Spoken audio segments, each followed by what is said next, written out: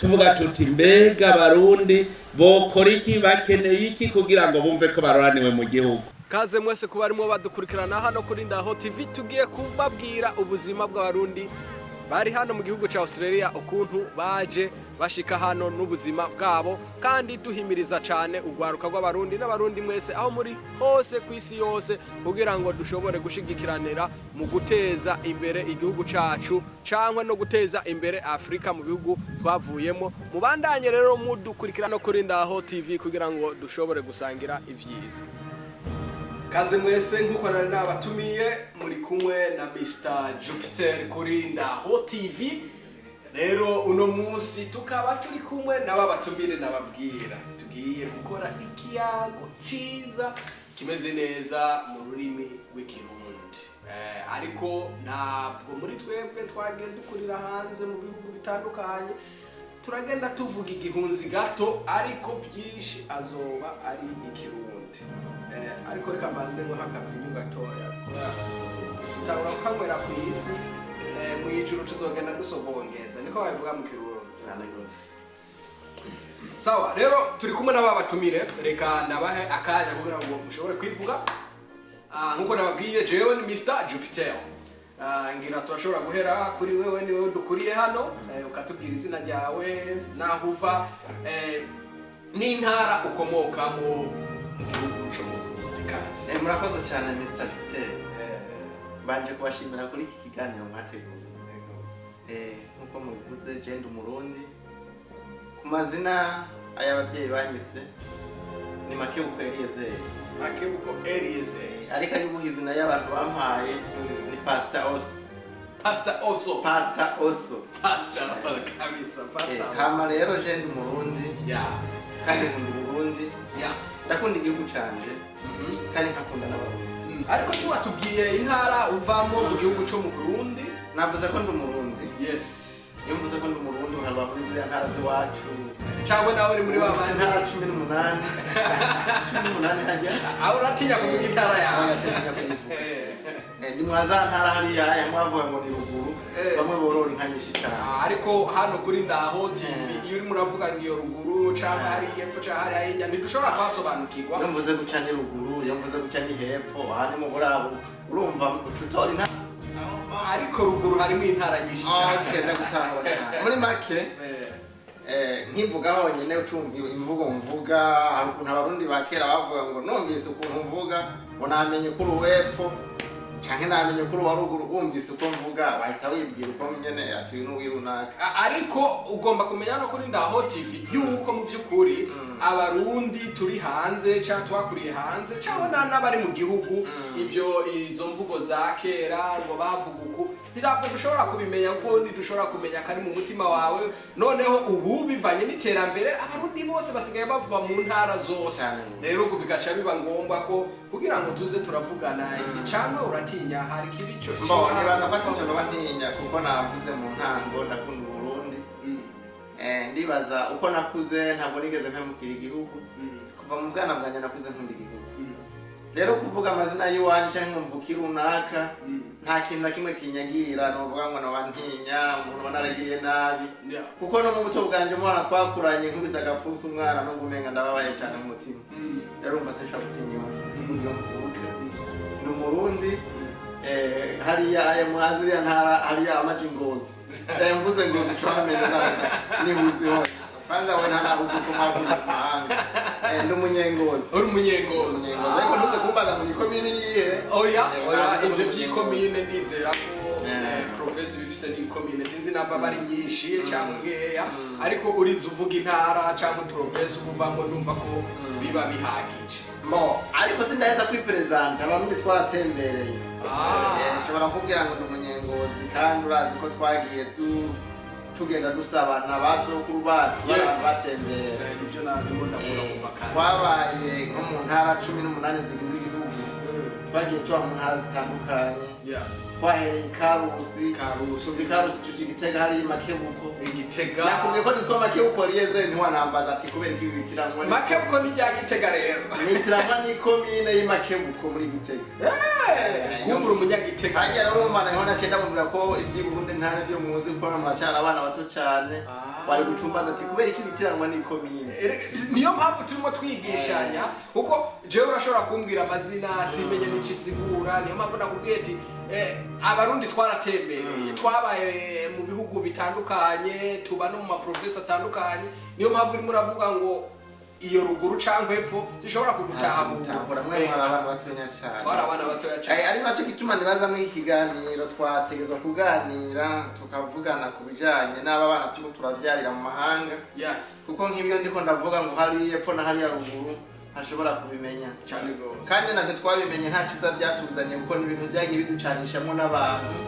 ubwo twari ko tugerageza turebe ukuntu iryo zina twarikura hama abarundi dutegerezwa kumenya yuko umurundi wa hariya hepfo n'uwa hariya ruguru bose atanu umwe ava amata bose bava amaraso twiyubake mwa bya bintu bitatu bigize igihugu cacu ubumwe ibikorwa amajambere tuvyubakireko ico twari no kukigarukaho kuko kivuga ngo ni icivugo c'igihugu icivugo c'igihugu kivuga ngo ubumwe ibikorwa iterambere ariko turi buze kubivuga turabigarukaho nibaza warimo turatanga intangamarara yiwawe inkomoko yawe kuri Burundi ntago uri Murundi wa fake nk'abandi bigira Murundi ndabwemera 110% urumva ko narengeje ku bice 10 Murundi iyo ndiko natembera mu masababu nkumva umuntu avuga ikirundi nkumva umuntu avuga ururimi mvuga mba numva nifuje kumuramutsa mba numva ndamunezerewe ntabwo ndi muri babarundi bumva umuntu avuze ikirundi agacahunga akaza kwinyegeza iyo numvise umurundi ndaneze sawa ndumva ko ari ibintu byiza reka tugarukiriza aho tugende kuri mugenzi wacu twatumiye uno munsi cyane nawe abibwirwa ariwe niyo ava urakoze Mr. Jupiter kuntumira kuri iki kiganiro cyane umunsi kuri Ndaho TV kuzina nitwa Rama nandi Murundi pi different aje uhere ku mutwe maka kumano ndi Murundi umva nkaba navukiye Nyanzarake mugabo sinzi byinshi byerekeye mu Burundi kubera napfuye nkiri muto sawa nibera muri Tanzania urumva so mugabo biranejeje rwose kandi naje nkunda abarundi kandi ndabona ko ndahuye na pastori ngaha kandi ko namenye ko tuzohura noneho biranezereje kabisa ko sinatawe izina ryawe Makebuko pastor also akazina k'ubuhizi bampaye abantu bivanye nuko bamwe abo ni sawa biranezereje kumenya ku izina bamwe banze ry'ubuhinzi bw'iwanje sunoti nuko yaruka gukora ibintu ukoresheje mu mutwe banyita scoop ibyo by'ubugangster scoop uba wita scoop kubantu banakurikirana hano kuri ndakurabi ameze neza ubu ni umusitari y'umuhinzi banyita scoop ngo ngahaturi hoho ni benshi babizi ndi umuhanzi muto underground ariko wifuza kuduga kugira ngo werekane impano zawe kandi urizera yuko Imana ishobora kuzongera kugufashamo bikazakugana ndumva ivyo ni ibintu byiza cyane reka noneho tugende kubyo turi buvuganeho cyane tubanze duhere nko ku bantu bari kuri Ndaho TV batazi iminsi mikuru yubahirizwa cyangwe ishimishwa sinzi ko bari gushimishwa cyangwa bashima mu Burundi ari byo bavuga celebrating days mu gihugu cyo mu Burundi ku bantu batabizi kuri Ndaho TV nka wewe uvuyeyo hakiri kare urashobora kuducira ku mayangi iyo minsi n'amatarike kugira ngo abantu badukurikirana kuri Ndaho TV nabo iyo minsi bazoze bayizihiriza kugira ngo twumve ko twese turimo turafatana mu nda nk'abarundi. Okay, murakoze. Mwavuze ko mvuye hirya ariko ntabwo ari hirya ejo ariko uretse gusa ku mutwe wanje Imana yafise ukuntu yamezaga umutwe irawongereza rero imaze kuwongereza ibyo nabonye nkiri muto Imana yarampaye ubwenge bwo kubibika aribyo nakuze mbona gihe cy'umwaka uri kuregereza hagati na hagati hariho umunsi mukuru himbazwa mu gihugu cyacu cy'u Burundi, umunsi mukuru w'abakozi. Umunsi mukuru w'abakozi komine kuko n'uwabene gihugu bose. Abakozi bavuze abakozi no kuvuga bari abakozi bose, abarimyi, abakozi ba leta, abo bose urumva bapoperanirije hamwe umunsi mukuru w'abakozi. Barimo badukurikirana kuri Ndaho TV. Umunsi mukuru w'abakozi Jesse narinzi ko nabaho mu Burundi nuwo bita Labor Day. Labor Day hano mu bantu muri hano muri Australia murahita murawuzi neza. Kumba no mu Burundi turafise Labor Day. Muzoze muribuka ko u Burundi dufite umunsi mukuru w'abakozi, ari n'umuntu wabonye n'agasoda ka 50 naho yo batari umukozi adakora mu vy'ukuri akagira ikintu muterereye. None uwo munsi mukuru bwana Makebuko wo bajyari buri mwaka cyangwa wabaye rimwe gusa ntuzokongera? Uwo munsi mukuru uhimbazwa rimwe mu mwaka, itariki imwe kwa gatanu buri mwaka. Ukwezi kwa gatanu mu Kirundi nta kubamwe cyangwa bakuvuga kwa gatanu gusa. Muri make barafise uko bawuvuga. Ndi Rusama aho ndi Rusoma. Oya ntabwo ari Rusoma. Ndi Rusama. Okay, ndi Rusama. Kuba tarimo mumenya ukwezi kwa gatanu mu Kirundi ni ukwezi bita Rusama, kandi ukwezi kwa Rusama haba harimo umugisha mwinshi cyane, n'igihe tubona imvura mu gihugu cy'u Burundi, ariko imvura iraca. Rero tubandaye n'ikiganiro. Abarimyi, abakozi bakora mu office, uwo ari wese mujya mwanya ibyo akora arabitora. Nimba ari umurimyi w'ikawa aragenda akavuna igiti cy'ikawa akagenda gitwaye. Nimba ari umurimyi w'amasho arareba muri ryasho ryiza akagenda ritwaye. Nimba ari umukozi wa leta abafise ibyo akora yahagarakiye baba bafise amapankarte. Pankarte urayumva? Pankarte ibyo bashinga hama umwe wese mu mwanya we. Nimba ari abarimyi baba bafise uko batonda, nimba ari abakozi ba leta barafise uko batonda, nimba ari abasirikare barafise uko batonda, nimba ari abapolisi barafise uko batonda, bamwe bose mu mwanya wabo. Hama n'ibyo bakora bakagenda babyerekana, bereka abantu ati umwimbu wacu kwitariki ngo yibi ibyo twasariye umusaruro wacu. Rero iyo tariki abantu benshi barayikunda kandi barayinezererwa cyane. Uwundi munsi mukuru hoba hari umunsi mukuru none wonyene w'abakozi gusa cyangwa hariho n'indi minsi mukuru abantu batayitahura b'abarundi bari hanze kugira ngo bashobore gutahura iyo minsi je menya hariyo Independence Day, hariyo umunsi w'igihugu kwikukira ku gihugu. Okay, nawe uba itariki imwe z'umukuru. Itariki imwe y'ukwindwi. Itariki imwe y'ukwindwi. Ndabyumva neza. Ni itariki imwe y'ukwindwi, umunsi mukuru wo kwikukira. Ku barimo badukurikirana hano kuri Ndaho TV, ni itariki imwe y'ukwezi kwindwi. Ukwezi kwindwi nako mu Kirundi bakwita Mukakaro. Mukakaro ndibaza ko mushobora kugira muzoze murakurikirana n'amezi y'Ikirundi kugira ngo tuze turateza Ikirundi cyacu imbere, bizoba ari ibintu byiza. Najewe hariho uwundi munsi ngomba kubabwira. Umunsi uba itariki 20 z'ukwezi kwa gatandatu, ari wo bita umunsi mukuru w'abana ba Afrika. Murabona uwo munsi mukuru? Abantu muri dukurikirana kuri Ndaho TV, uwo munsi mukuru mwarimu wo cyangwa mumenyeye kuri Ndaho TV? Rero gatonya kuri minsi mikuru iba. Nibaza turiko turabivuga abantu bari kwaturaba ni benshi cyane gose, kandi turiko turarabwa n'abantu bari mu mpande zine z'isi. Rero abariko baraturaba ku cigisho turiko turashaka ko aba bana bacu turiko turavyarira ngaha aye mu Burayi bamenya ibibera mu gihugu cyacu, kuko iyi tariki imwe umunsi wo kwikukira independence urafise impamvu wabayeho. Kare twari mu gikoroni, hama igikoroni turakivamo habamo kwikukira. Rero umunsi kuba warabayeho urafise icyo wasiguye, washatse kwereka abantu n'abazobandanya bakurikirana bizobigisha. Rero twasaba yuko badukurikirana kuri Ndaho TV ko ibi turiko turavugira ngaha aye nk'abavyeyi bagerageza kuza barabyigisha abana bakamenya ati uyu munsi wabayeho kubera iki, uyu munsi wabayeho kubera iki. mbere byanashoboka n'iyi minsi mikuru tukagerageza kuyigisha aba bana bacu.